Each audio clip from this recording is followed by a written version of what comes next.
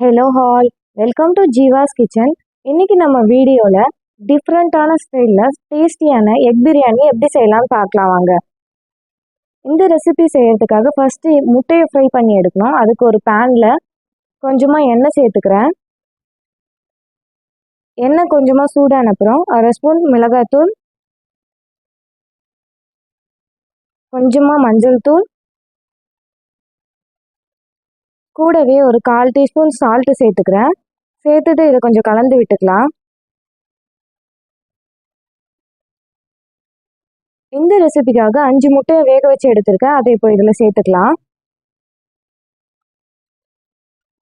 முட்டை சேர்த்த அப்புறம் இதை லைட்டாக கலந்து விட்டுக்கலாம். மசாலாலாம் முட்டையில் நல்லா கலந்த அப்புறம் ஃப்ரை பண்ண இந்த முட்டையை எடுத்து தனியாக வச்சுக்கிறேன். இப்போ ஒரு குக்கரில் பிரியாணி செய்கிறதுக்காக 2 ஸ்பூன் அளவு நெய் சேர்த்துக்கிறேன்.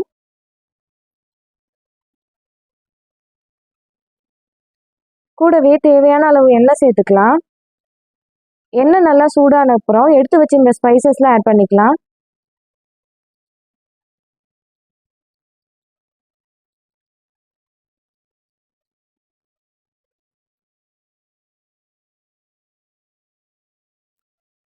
இதில் 4 பச்சை மிளகாய், 3 பெரிய வெங்காயம் ஸ்லைஸ் பண்ணி வச்சுருக்கேன். அதை சேர்த்து வதக்கிக்கலாம்.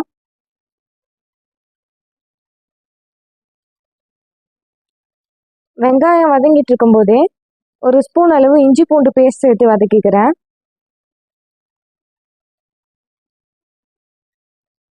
வெங்காயம் நல்லா வதங்கின பிறகு கட் பண்ணி வச்சுருந்த 2 பெரிய தக்காளி இதோட சேர்த்துக்கலாம். சேர்த்துட்டு இப்போ இதை நல்லா வதக்கி விட்டுக்கிறேன்.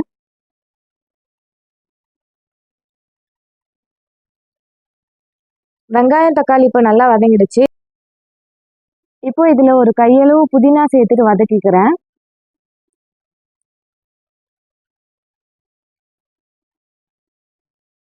புதினா வதங்கின பிறகு ஒரு 1/2 கப் அளவு தயிர் சேர்த்துக்கலாம்.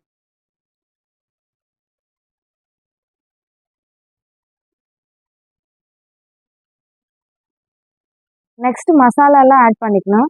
1 ஸ்பூன் தனியாத்தூள், 1 ஸ்பூன் தனி மிளகாய் தூள், 1 ஸ்பூன் அளவு பிரியாணி மசாலா சேர்த்துக்கிறேன். சேர்த்துட்டு இது கலந்து விட்டுட்டு கூடவே தேவையான அளவு சால்ட்டு சேர்த்துக்கலாம். இப்போ இதில் தண்ணி சேர்க்க போகிறோம். 1 கப் அரிசிக்கு 2 கப் என்ற அளவில் தண்ணி சேர்த்துக்கிறேன். நான் இன்னைக்கு 1/2 kg பாஸ்மதி ரைஸ் எடுத்திருக்கேன். அந்த அரிசிக்கு ஏற்ற மாதிரி தண்ணி இப்போ ஆட் பண்ணியிருக்கேன். இப்போ தண்ணி சேர்த்த அப்புறம் இதை மூடி வச்சு கொஞ்ச நேரம் கொதிக்க விடணும். இப்போ தண்ணி நல்லா கொதிச்சு வந்துட்டுருக்கு. இப்போ இதில் ஊற வச்சு வடிகட்டி வச்சுருந்த பாஸ்மதி ரைஸை இதோட சேர்த்துக்கலாம்.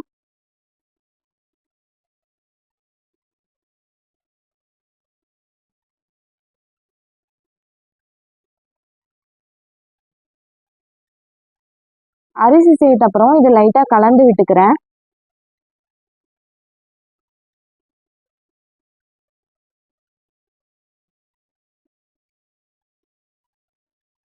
நெக்ஸ்ட் இதில் ஆல்ரெடி ஃப்ரை பண்ணி வச்சுருந்த முட்டையை இதோட சேர்த்துக்கலாம்.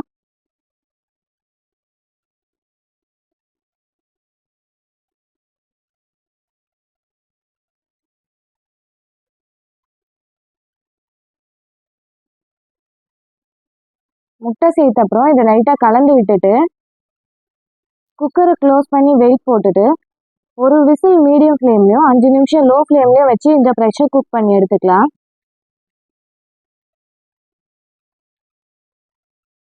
இது குக் ஆகிட்டு இருக்க சமயத்தில் ஒரு பேனில் வெங்காயத்தை பொரிச்சு எடுக்கணும். அதுக்கு தேவையான அளவு எண்ணெய் சேர்த்துக்கிறேன். நல்லா சூடான அப்புறம் கட் பண்ணி வச்சுருந்த 2 வெங்காயத்தை இதோட சேர்த்து ஃப்ரை பண்ணிக்கலாம்.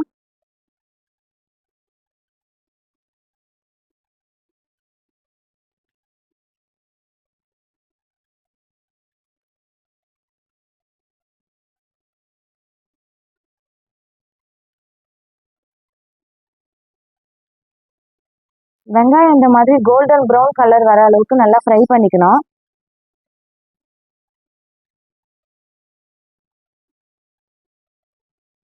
இப்போ வெங்காயம் எல்லாம் நல்லா ஃப்ரை ஆயிடுச்சு. இப்போ இதை எடுத்து தனியா வச்சுக்கிறேன். இப்போ கொஞ்ச நேரம் ஆயிடுச்சு. குக்கர் ஏர்லாம் ரிலீஸ் ஆன அப்புறம் இதை ஓப்பன் பண்ணி பார்க்கலாம்.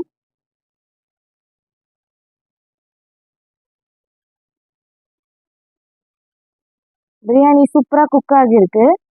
இப்போ இதுல ஃப்ரை பண்ணி வச்சிருந்த ஆனியன்ஸை சேர்த்துக்கலாம். இந்த மாதிரி ஃப்ரை பண்ண ஆனியன் சேர்த்து சாப்பிடும்போது பிரியாணி டேஸ்டியா இருக்கும். கூடவே கொஞ்சமா கொத்தமல்லியும் புதினாவும் ஃப்ளேவருக்காக ஆட் பண்ணிக்கிறேன். இதை லைட்டா கலந்து விட்டுக்கிறேன். அரிசிலாம் கரெக்டான பக்குவத்துல சூப்பரா குக் ஆகி இருக்கு. ரெடியான இந்த பிரியாணியை ஒரு பிளேட்ல எடுத்து வச்சுக்கிறேன்.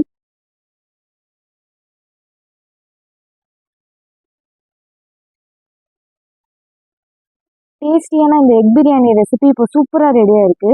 இந்த பிரியாணி ரெசிபியை நீங்களும் உங்க வீட்ல ட்ரை பண்ணி பாருங்க. பார்த்துட்டு எப்படி இருந்ததுன்னு கமெண்ட்ல சொல்லுங்க. வீடியோ பிடிச்சிருந்தா லைக் பண்ணுங்க. உங்க ஃப்ரெண்ட்ஸ்க்குலாம் வீடியோ ஷேர் பண்ணுங்க. அண்ட் சேனலை சப்ஸ்கிரைப் பண்ணுங்க. தேங்க்யூ.